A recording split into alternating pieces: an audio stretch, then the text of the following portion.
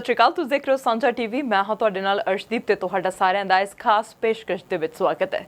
ਤੇ ਅੱਜ ਗੱਲ ਕਰਾਂਗੇ ਇਲੈਕਸ਼ਨਸ ਦੇ ਬਾਰੇ, ਐਡਮਿੰਟਨ ਦੀਆਂ ਇਲੈਕਸ਼ਨਸ ਦੇ ਬਾਰੇ।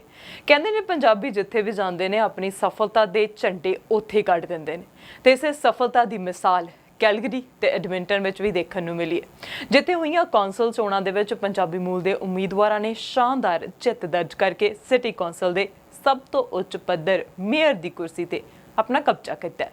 ਅਲਬਰਟਾ ਮਿਊਨਿਸਪਲ ਚੋਣਾਂ ਦੇ ਨਤੀਜੇ ਆ ਗਏ ਨੇ ਤੇ ਪੰਜਾਬੀ ਮੂਲ ਦੇ ਕਈ ਉਮੀਦਵਾਰ ਚੋਣ ਜਿੱਤਣ ਦੇ ਵਿੱਚ ਕਾਮਯਾਬ ਰਹੇ ਨੇ।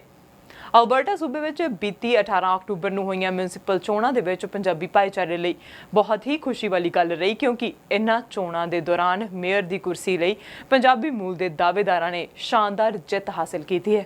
ਐਡਮਿੰਟਨ ਤੋਂ ਅਮਰਜੀਤ ਸਿੰਘ ਸੋਹੀ ਨੇ ਮੇਅਰ ਦੀ ਚੋਣ ਜਿੱਤ ਲਈ ਹੈ ਅਤੇ ਕੈਲਗਰੀ ਤੋਂ ਡਾਕਟਰ ਜੋਤੀ ਗੌਂਡੇਕ ਨੇ ਭਾਰੀ ਵੋਟਾਂ ਹਾਸਲ ਕਰਕੇ ਕੈਲਗਰੀ ਦੇ ਵਿੱਚ ਪੰਜਾਬੀਆਂ ਦਾ ਮਾਣ ਵਧਾਇਆ। ਜੋਤੀ ਗੌਂਡੇਕ ਕੈਲਗਰੀ ਸ਼ਹਿਰ ਦੀ ਪਹਿਲੀ ਮਹਿਲਾ ਮੇਅਰ ਚੁਣੀ ਗਈ ਹੈ ਅਤੇ ਅਮਰਜੀਤ ਸਿੰਘ ਸੋਹੀ ਪਹਿਲੀ ਵਾਰ ਐਡਮਿੰਟਨ ਤੋਂ ਪੰਜਾਬੀ ਮੇਅਰ ਬਣੇ ਨੇ। ਐਡਮਿੰਟਨ ਸ਼ਹਿਰ ਦੀ ਗੱਲ ਕਰੀਏ ਤਾਂ ਐਡਮਿੰਟਨ ਸ਼ਹਿਰ ਦੇ ਵਿੱਚ ਮੇਅਰ ਦੀ ਚੋਣ ਲੜ ਰਹੇ ਪੰਜਾਬੀ ਮੂਲ ਦੇ ਸਾਬਕਾ ਮੰਤਰੀ ਅਮਰਜੀਤ ਸਿੰਘ ਸੋਹੀ ਜੇਤੂ ਰਹੇ ਹਨ। ਇਸੇ ਤਰ੍ਹਾਂ ਉਹ ਐਡਮਿੰਟਨ ਦੇ 36ਵੇਂ ਮੇਅਰ ਬਣ ਗਏ ਹਨ। ਫੈਡਰਲ ਪੱਧਰ ਤੇ ਸਰਗਰਮ ਸਿਆਸਤ ਤੋਂ ਬਾਅਦ ਸੋਹੀ ਵੱਲੋਂ ਮੁੜ ਤੋਂ ਮਿਊਨਿਸਪਲ ਸਿਆਸਤ ਦਾ ਰੁਖ ਕੀਤਾ ਗਿਆ ਸੀ। 2015 ਵਿੱਚ ਅਲਬਰਟਾ ਸੂਬੇ ਵਿੱਚੋਂ ਪਹਿਲੀ ਵਾਰ MP ਚੁਣੇ ਗਏ ਸੋਹੀ 2015 ਤੋਂ 2019 ਤੱਕ ਮੰਤਰੀ ਰਹਿ ਚੁੱਕੇ ਨੇ। ਸੋਹੀ ਐਡਮਿੰਟਨ ਸ਼ਹਿਰ ਦੇ ਮੇਅਰ ਬਣਨ ਵਾਲੇ ਪੰਜਾਬੀ ਮੂਲ ਦੇ ਪਹਿਲੇ ਵਿਅਕਤੀ ਹਨ। ਪੰਜਾਬ ਦੇ ਸੰਗਰੂਰ ਸ਼ਹਿਰ ਨਾਲ ਸੰਬੰਧਿਤ ਸੋਹੀ ਦੱਸਦੇ ਹਨ ਕਿ ਉਹਨਾਂ ਨੇ ਕੈਨੇਡਾ ਆ ਕੇ ਐਡਮਿੰਟਨ ਸ਼ਹਿਰ ਵਿੱਚ ਬੱਸ ਚਲਾਉਣ ਦਾ ਕੰਮ ਕੀਤਾ। ਸੋਹੀ 2007 ਵਿੱਚ ਪਹਿਲੀ ਵਾਰ ਕੌਂਸਲਰ ਚੁਣੇ ਗਏ ਸਨ। 2010 ਵਿੱਚ ਸੋਹੀ ਦੂਸਰੀ ਵਾਰ ਤੇ 2013 ਵਿੱਚ ਉਹ ਤੀਸਰੀ ਵਾਰ ਕੌਂਸਲਰ ਚੁਣੇ ਗਏ। ਇਸ ਵਾਰ ਉਹਨਾਂ ਦੇ ਮੁਕਾਬਲੇ 10 ਉਮੀਦਵਾਰ ਚੋਣ ਮੈਦਾਨ ਵਿੱਚ ਸਨ। ਲਗਾਤਾਰ 2 ਵਾਰ ਮੇਅਰ ਰਹਿ ਚੁੱਕੇ ਡੌਨ ਲਵੈਸਨ ਨੂੰ ਹਰਾ ਕੇ ਸੋਹੀ ਸ਼ਹਿਰ ਦੇ 36ਵੇਂ ਮੇਅਰ ਚੁਣੇ ਗਏ ਹਨ।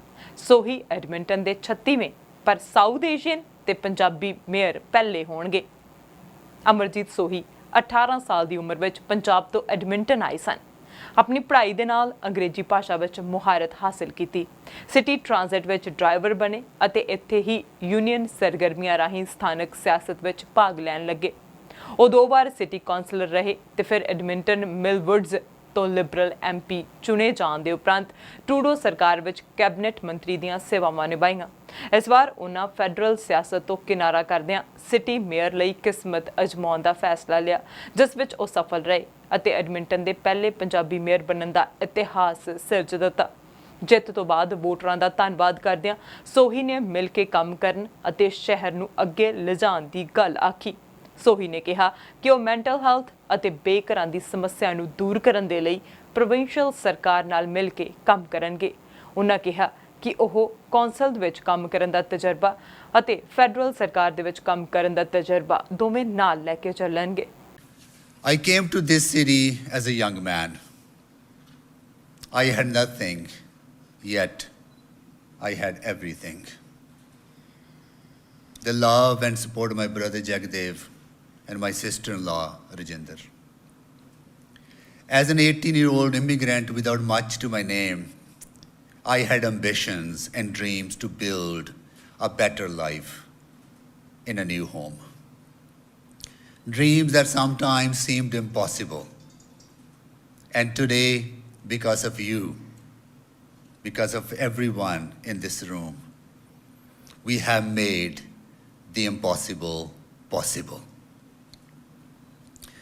So my fellow Edmontonians, thank you for electing me as your mayor. And thank you to our volunteers, supporters. We committed to run a positive, optimistic, and inspiring campaign.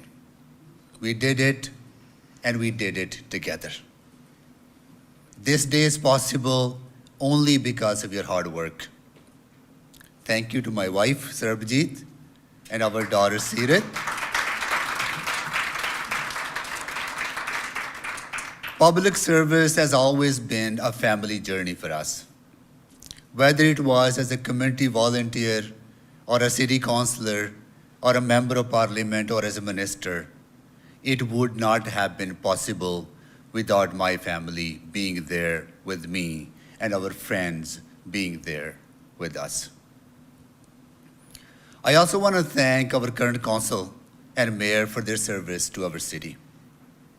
Also, thank you to all who stepped up to run in this election. Whether you ran for council or for mayor, your commitment to Edmonton is inspiring.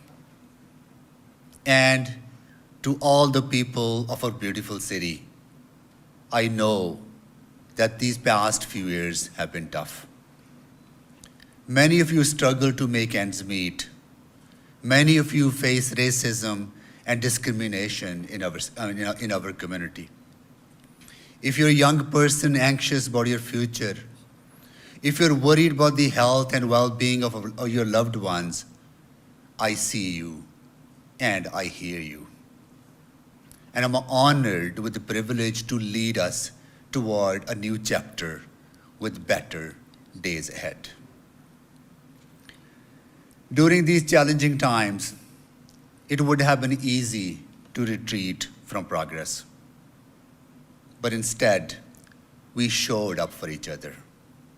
We never gave up on optimism and hope, and we continue to build an Edmonton for all of us together. This is the Edmonton that I know, and that is the Edmonton I am passionate to lead. ਤੇ ਸੋਹੀ ਤੋਂ ਬਾਅਦ ਦੂਜੇ number ਤੇ mic ਨਿਕਲ ਰਹੇ ਜਿਨ੍ਹਾਂ ਸੋਹੀ ਨੂੰ ਸਭ ਤੋਂ ਕਰੜੀ ਟੱਕਰ ਦਿੱਤੀ। ਸੋਹੀ ਨੂੰ ਕਰੀਬ 45% ਵੋਟਾਂ ਮਿਲੀਆਂ ਜਦਕਿ ਉਹਨਾਂ ਦੇ ਨੇੜਲੇ ਵਿਰੋਧੀ ਮਾਈਕ ਨਿਕਲ ਨੂੰ 25% ਵੋਟਾਂ ਪ੍ਰਾਪਤ ਹੋਈਆਂ। ਜਾਣਕਾਰੀ ਮੁਤਾਬਿਕ ਕੁੱਲ VOTING ਦਰ ਸਿਰਫ 37% ਰਹੀ। ਨਤੀਜੇ ਆਉਣ ਤੋਂ ਬਾਅਦ ਮਾਈਕ ਨਿਕਲ ਨੇ ਵੀ ਵੋਟਰਾਂ ਦਾ ਧੰਨਵਾਦ ਕੀਤਾ।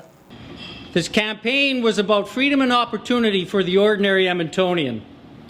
And this campaign gave voice to change. As you are aware, Edmonton has many, many problems. And this campaign has brought those problems to light. And the voice of thousands who have spoken to return to the status quo, I've got to be honest, you're in for some tough times ahead. Some very tough times ahead. Ladies and gentlemen, our campaign has fallen short. I bear the loss. I bear the responsibility and no one else. This campaign I am proud of. I am proud of all of you who stood by me. The clear choice, again, was the status quo or do something different. For all of those of you who voted, donated, took a sign, and volunteer, know this. This campaign was for you. Now, my family and I would like to say goodbye. Thank you all. Take care. And Edmonton still is truly a great city. Thank you very much. Edmonton ਸ਼ਹਿਰ ਵਿੱਚ ਤੀਜੀ ਵਾਰ councillor ਦੀ ਚੋਣ ਲੜ ਰਹੇ ਮੋ ਬੰਗਾ ਚੋਣ ਹਾਰ ਗਏ। ਬੰਗਾ ਕਰੀਬ 24% ਵੋਟਾਂ ਹਾਸਲ ਕਰਕੇ ਤੀਸਰੇ ਸਥਾਨ ਤੇ ਰਹੇ। ਜੇਤੂ ਉਮੀਦਵਾਰ ਐਨੀ ਰਾਈਟ ਨੂੰ ਕਰੀਬ 35% ਵੋਟਾਂ ਮਿਲੀਆਂ। ਕਰੀਬ 28% ਵੋਟਾਂ ਨਾਲ ਪੰਜਾਬੀ ਮੂਲ ਦੇ ਹਰਮਨ ਕੰਦੋਲਾ ਦੂਸਰੇ ਸਥਾਨ ਤੇ ਰਹੇ। ਤੇ ਉਧਰ ਕੈਲਗਰੀ ਸ਼ਹਿਰ ਦੀ ਗੱਲ ਕਰੀਏ ਤਾਂ ਉਧਰ ਕੈਲਗਰੀ ਸ਼ਹਿਰ ਵਿੱਚ ਪੰਜਾਬੀ ਮੂਲ ਦੀ ਜੋਤੀ ਗੌਂਡੇਕ ਨੇ ਬਾਜੀ ਮਾਰ ਲਈ ਹੈ। ਕੌਂਸਲਰ ਰਹਿ ਚੁੱਕੀ ਜੋਤੀ 26 ਉਮੀਦਵਾਰਾਂ ਨੂੰ ਹਰਾ ਕੇ ਪਹਿਲੀ ਔਰਤ ਮੇਅਰ ਬਣੀ ਹੈ। ਗੌਂਡੇਕ ਪਹਿਲਾਂ ਵਾਰਡ ਨੰਬਰ 3 ਤੋਂ ਕੌਂਸਲਰ ਰਹਿ ਚੁੱਕੇ ਨੇ। ਜੋਤੀ ਨੇ ਕਰੀਬ 45% ਵੋਟਾਂ ਪ੍ਰਾਪਤ ਕੀਤੀਆਂ ਜਦਕਿ ਉਸਦੇ ਨੇੜਲੇ ਵਿਰੋਧੀ ਸਾਬਕਾ ਕੌਂਸਲਰ ਜਰਮੀ ਫਾਰਕਸ ਨੂੰ ਕਰੀਬ 30% ਵੋਟਾਂ ਮਿਲੀਆਂ। ਜੋਤੀ ਪਹਿਲੀ ਮਹਿਲਾ ਹੈ ਜੋ ਕੈਲਗਰੀ ਦੀ ਮੇਅਰ ਚੁਣੀ ਗਈ ਹੈ। ਜਰਮੀ ਫਾਰਕਸ ਨੇ ਇਸ ਦੌੜ ਵਿੱਚ ਉਹਨਾਂ ਨੂੰ ਸਭ ਤੋਂ ਕਰੜੀ ਟੱਕਰ ਦਿੱਤੀ। ਇਹਨਾਂ ਦੋਹਾਂ ਸਮੇਤ 27 ਹੋਰ ਉਮੀਦਵਾਰ ਇਸ ਦੌੜ ਵਿੱਚ ਸ਼ਾਮਲ ਸਨ। ਸਾਬਕਾ ਮੇਅਰ ਜੈਫ ਡੇਵਿਸਨ ਨੇ ਵੀ ਇਹਨਾਂ ਦੋਹਾਂ ਨੂੰ ਹੀ ਮੇਅਰ ਉਮੀਦਵਾਰ ਦੀ ਦੌੜ ਵਿੱਚ ਸਭ ਤੋਂ ਅੱਗੇ ਦੱਸਿਆ ਸੀ। ਜੋਤੀ ਦਾ ਪੰਜਾਬੀ ਪਰਿਵਾਰ UK ਵਿੱਚ ਪਹਿਲਾਂ ਆਇਆ ਸੀ ਤੇ ਉਸਦੇ ਪਿਤਾ ਜਸਦੇਵ ਸਿੰਘ ਗਰੇਵਾਲ ਪੇਸ਼ੇ ਵਜੋਂ ਵਕੀਲ ਸਨ। ਉਹ 4 ਸਾਲ ਦੇ ਸਨ ਜਦੋਂ ਪਰਿਵਾਰ ਵਿਨੀਪੈਗ ਵਿੱਚ ਪ੍ਰਵਾਸ ਕਰ ਆਇਆ। ਜੋਤੀ ਨੇ ਇੱਥੇ ਹੀ ਯੂਨੀਵਰਸਿਟੀ ਆਫ ਮੈਨੀਟੋਬਾ ਤੋਂ ਆਪਣੀ ਗ੍ਰੈਜੂਏਸ਼ਨ ਕੀਤੀ। ਉਹ ਸਟਾਰ ਵਾਦਕ ਟਾਡ ਦੇ ਨਾਲ ਵਿਆਹ ਕਰਵਾਉਣ ਉਪਰੰਤ ਕੈਲਗਰੀ ਆ ਗਏ। ਪਿਛਲੇ ਲੰਮੇ ਸਮੇਂ ਤੋਂ ਉਹ ਪਰਿਵਾਰ ਸਮੇਤ ਕੈਲਗਰੀ ਵਿੱਚ ਰਹਿੰਦਿਆਂ ਯੂਨੀਵਰਸਿਟੀ ਪ੍ਰੋਫੈਸਰ ਸਮੇਤ ਕਈ ਅਹੁਦਿਆਂ ਉੱਪਰ ਕੰਮ ਕਰ ਚੁੱਕੇ ਨੇ। ਸਾਬਕਾ ਕੌਂਸਲਰ ਜੇਰਮੀ ਫਾਰਕਸ ਨੇ ਕਿਹਾ ਕਿ ਮਤਭੇਦ ਹੋਣ ਦੇ ਬਾਵਜੂਦ ਉਹਨਾਂ ਨੂੰ ਭਰੋਸਾ ਹੈ ਕਿ ਡਾਕਟਰ ਗੌਂਡੇਕ ਸ਼ਹਿਰ ਦੀ ਵਧੀਆ ਮੇਅਰ ਸਾਬਤ ਹੋਵੇਗੀ। ਜਿੱਤ ਤੇ ਜੋਤੀ ਗੌਂਡੇਕ ਨੇ ਵੋਟਰਾਂ ਦਾ ਧੰਨਵਾਦ ਕੀਤਾ। ਆਪਣੇ ਭਾਸ਼ਣ ਦੇ ਦੌਰਾਨ ਆਪਣੇ ਮਰਹੂਮ ਪਿਤਾ ਨੂੰ ਯਾਦ ਕਰਦਿਆਂ ਜੋਤੀ ਨੇ ਕਿਹਾ, ਮੈਂ ਲੋਕਾਂ ਦੀ ਸੇਵਾ ਕਰਕੇ ਆਪਣੇ ਪਿਤਾ ਦਾ ਸੁਪਨਾ ਪੂਰਾ ਕਰ ਰਹੀ ਹਾਂ। ਉਹਨਾਂ ਕਿਹਾ ਸਿਟੀ ਕੌਂਸਲ ਸ਼ਹਿਰ ਨੂੰ ਆਰਥਿਕ ਮੰਦਵਾੜੇ ਚੋਂ ਕੱਢਣ ਅਤੇ ਕੋਵਿਡ-19 ਤੋਂ ਪਾਰ ਪਾਉਣ ਲਈ ਕੰਮ ਕਰੇਗੀ।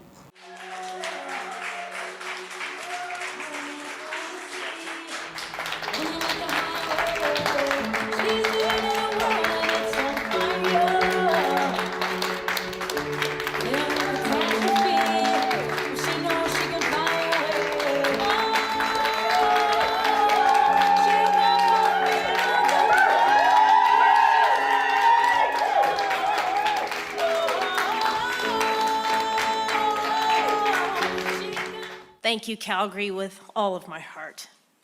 Thank you for engaging in democracy and sending a clear signal about what our future looks like. Thank you for embracing a vision of promise and opportunity. This election is about all of you and the many things that you believe we can accomplish together. It's also about the hard work of so many candidates and their campaign teams who ran because they all believed in our city. This election is about my own campaign team.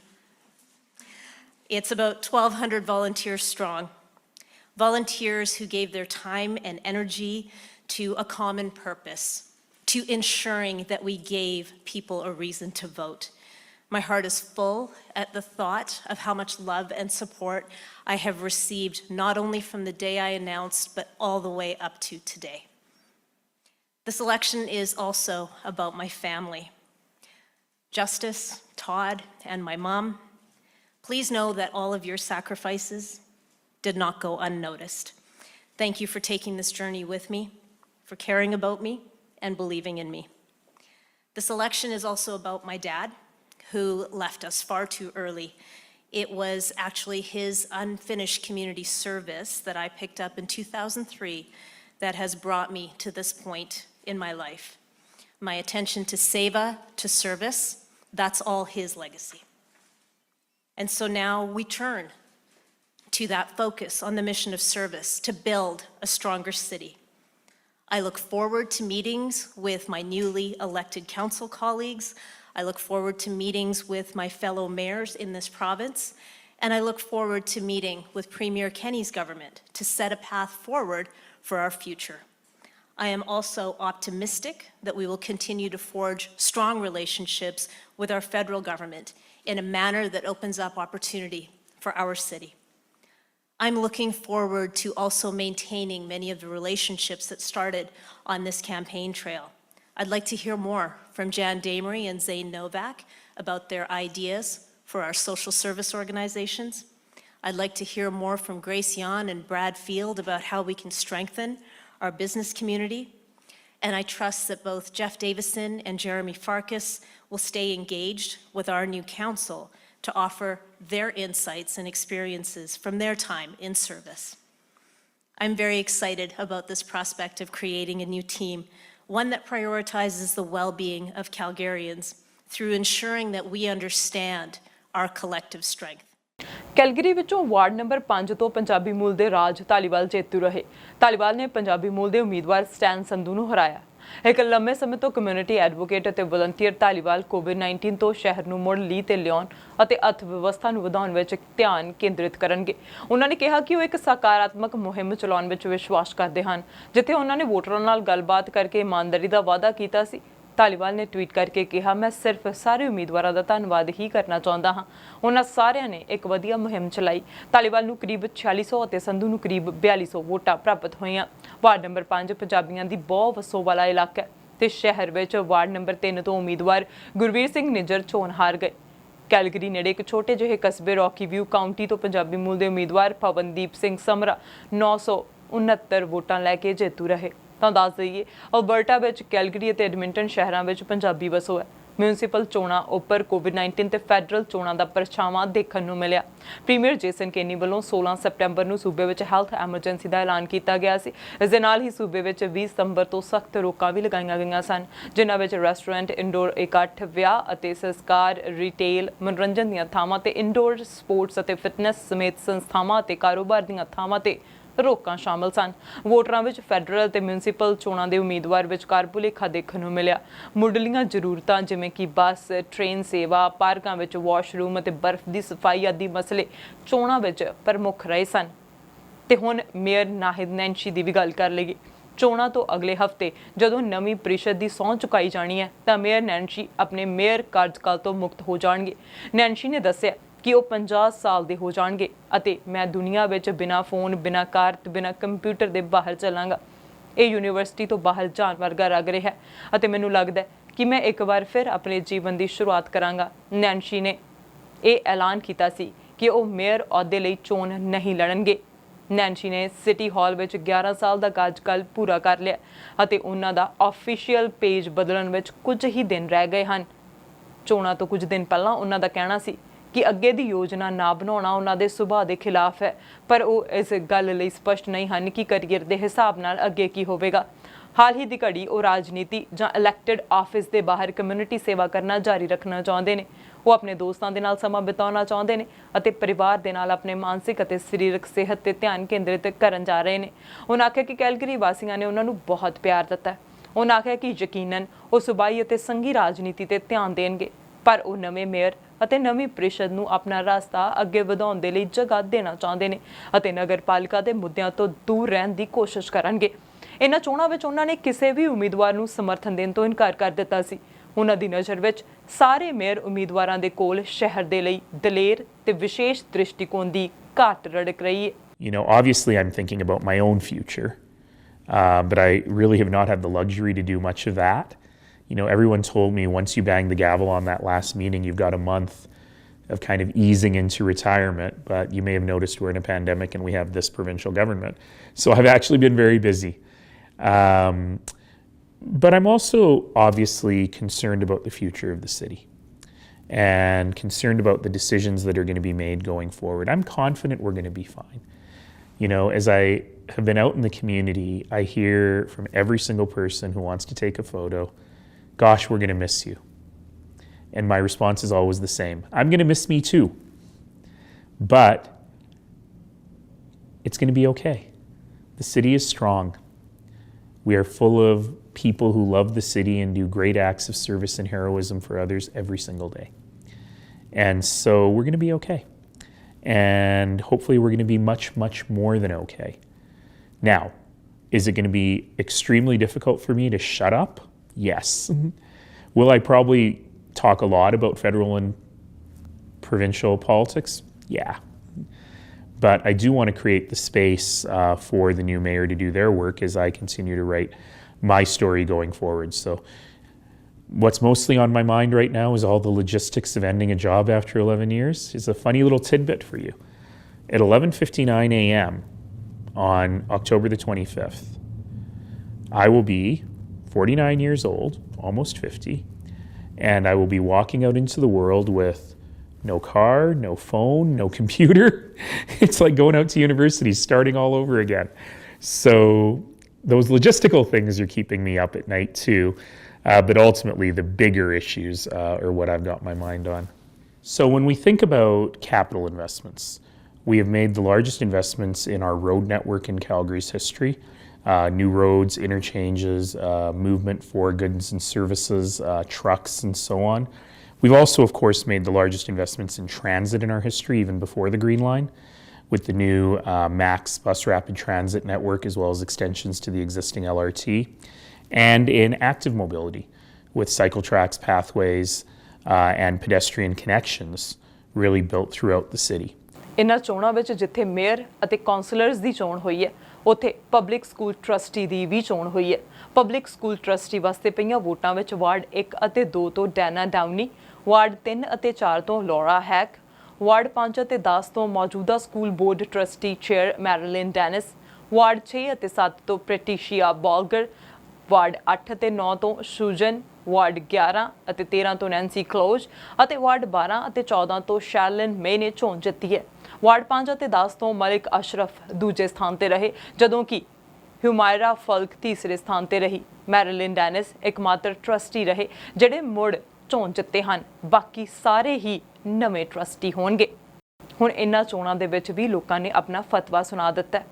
ਹੁਣ ਅੱਗੇ ਇਹ ਚੁਣੇ ਹੋਏ ਨੁਮਾਇੰਦੇ ਕਿਸ ਤਰ੍ਹਾਂ ਦੇ ਨਾਲ ਕੰਮ ਕਰਦੇ ਨੇ, ਸ਼ਹਿਰ ਦੀ ਭਲਾਈ ਲਈ ਕੰਮ ਕਰਦੇ ਨੇ ਕਿ ਉਹ ਮੁੱਦੇ ਜਿਨ੍ਹਾਂ ਦੇ ਉੱਤੇ ਚੋਣਾਂ ਲੜੀਆਂ ਗਈਆਂ, ਵਾਅਦੇ ਕੀਤੇ ਗਏ, ਉਹ ਵਾਅਦੇ ਇਹਨਾਂ ਦੇ ਦੁਆਰਾ ਨਿਭਾਏ ਜਾਂਦੇ ਨੇ ਜਾਂ ਫਿਰ ਤੋਂ ਲਾਰੇ ਲਗਾ ਦਿੱਤੇ ਜਾਂਦੇ ਨੇ। ਇਹ ਆਉਣ ਵਾਲਾ ਸਮਾਂ ਦੱਸੇਗਾ। ਪਰ ਲੋਕਾਂ ਨੇ ਆਪਣਾ ਫਤਵਾ ਸੁਣਾਇਆ ਤੇ ਲੋਕ ਹੁਣ ਚਾਹੁੰਦੇ ਨੇ ਕਿ ਕੌਂਸਲ ਤੇ ਕੌਂਸਲ ਮੈਂਬਰ ਤੇ ਮੇਅਰ ਸਿਟੀ ਦੀ ਭਲਾਈ ਦੇ ਲਈ ਕੰਮ ਕਰਨ। ਅੱਗੇ ਕੀ ਹੁੰਦਾ, ਫਿਲਹਾਲ ਖਬਰਾਂ ਇਸੇ ਤਰ੍ਹਾਂ ਤੁਹਾਨੂੰ ਦਿੰਦੇ ਰਵਾਂਗੇ। ਦੇਖਦੇ ਰਹੋ ਸਾਂਝਾ ਟੀਵੀ ਤੇ ਮੈਨੂੰ ਅਰਸ਼ਦੀਪ ਨੂੰ ਦਿਓ ਇਜਾਜ਼ਤ। ਸਤਿ ਸ਼੍ਰੀ ਅਕਾਲ।